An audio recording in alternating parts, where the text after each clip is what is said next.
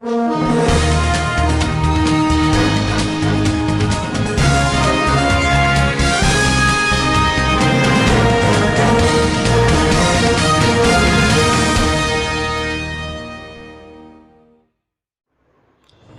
नमस्कार, सत श्री अकाल। मैं हूं मोहम्मद अनस सिद्दीकी। आप देख रहे हैं वॉइस ऑफ पॉलिटिक्स।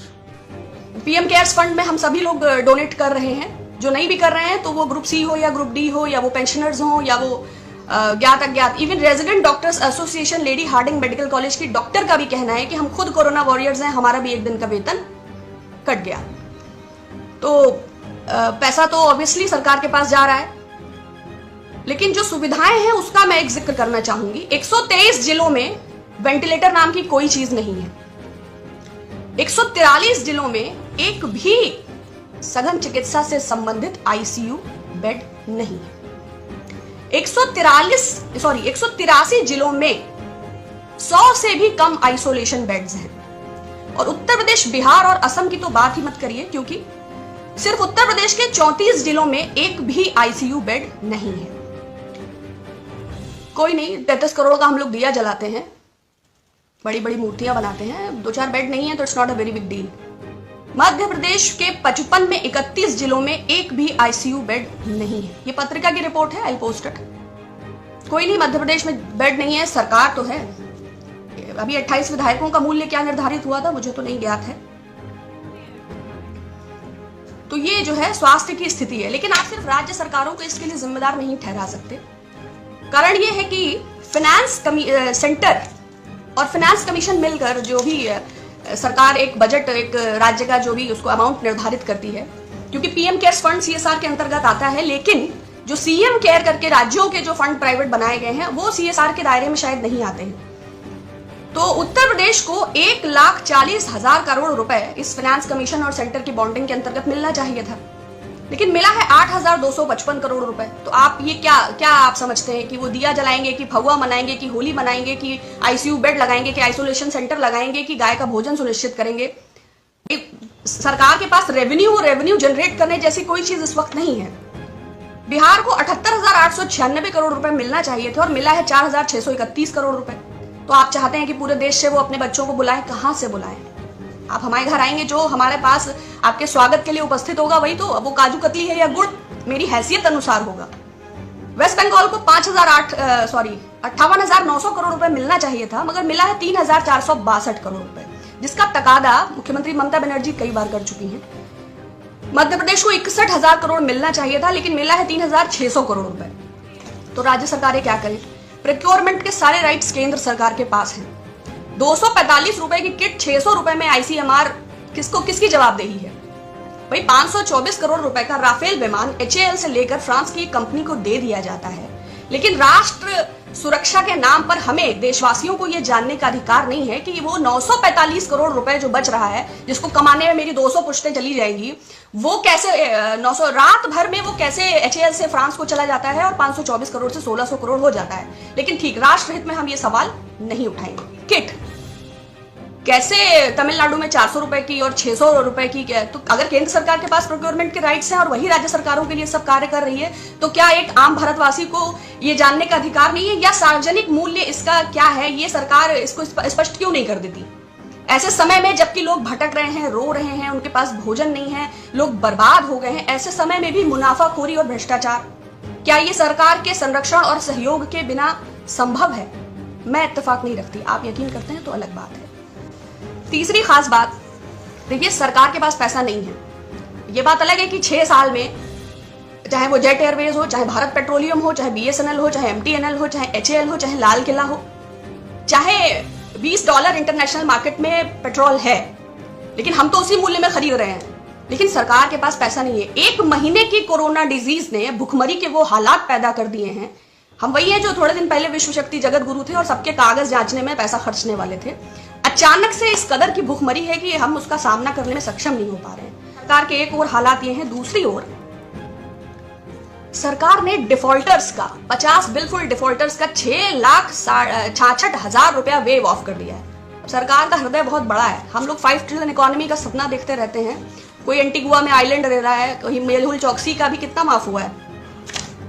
मेहुल चौकसी का 5,492 करोड़, विजय माल्या का 1,943 करोड़, जतिन मेहता का 4,076 करोड़,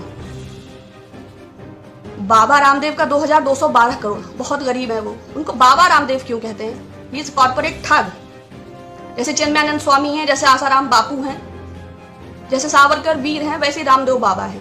थोड़े दिनों पहले वो 1,000 रुपए का नोट बंद कराने वाले थे, काला धन विदेशों से लाने वाले थे, जीन्स को बैन कराने वाले थे। लेकिन एनीवेज, वृंदावन में रहना है तो राधे राधे कहना है। हमसे पूछे बिना 265 टन करोड़ सोना, संसद में इसकी कोई चर्चा नहीं, गिरवी रख दिया। भाई बादशाह सलामत के जहन में कोई ख्याल आया कि 8 बजे के बाद ये नोट कागज के टुकड़े हैं, तो वित्त मंत्री से इससे सलाह करने की कोई आवश्यकता नहीं है। बादशाह सलामत ने ये फैसला ले लिया कि उत्तर प्रदेश में सरकार बनानी है तो नोटबंदी तो करना है। और चैनल्स को आप ऑथराइज करिए कि वो चिल्ला चिल्ला के ये बताएं कि काला धन आएगा, आतंकवाद जाएगा, नक्सलवाद की कमर टूटेगा। और लोगों का क्या है, they are busy with Photoshop industry, they are busy with so many things are there even दो।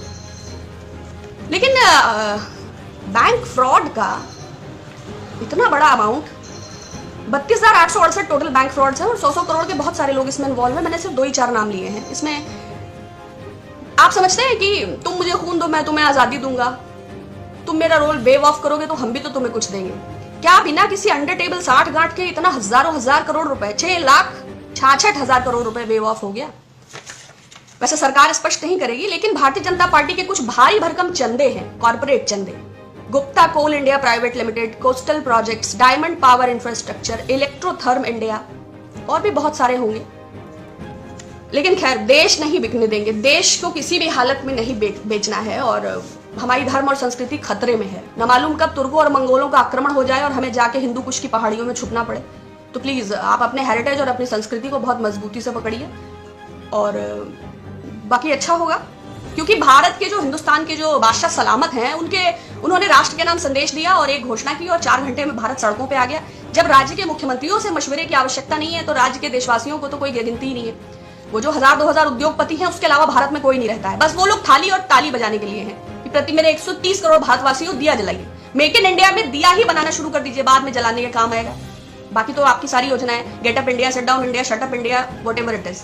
हमारे प्रधानमंत्री जी ने इन सबको दरकिनार करते हुए एक पीएम केयर्स नाम का ट्रस्ट बनाया, जो आरटीआई के दायरे में नहीं आता, जो सीएजी के दायरे में नहीं आता, जिसको प्राइवेट ऑडिटर्स ऑडिट करेंगे और जिसमें तमाम लोग धन दे रहे हैं, जिसमें पहले हफ्ते में ही इसके अनाउंसमेंट के बाद 6,500 करोड़ रुपए जमा हुआ था।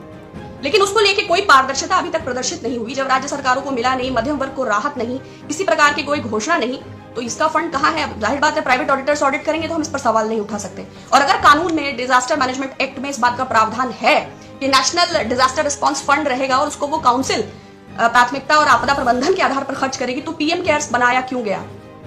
हालांकि इसका उत्तर नहीं मिलेगा। जैसे कि लॉकडाउन के चलते लोगों को दिक्कतें, परेशानी पूरे हिंदुस्तान को ही है, पूरे देश को ही है, लेकिन इस परेशानी के बाद राहत भी है।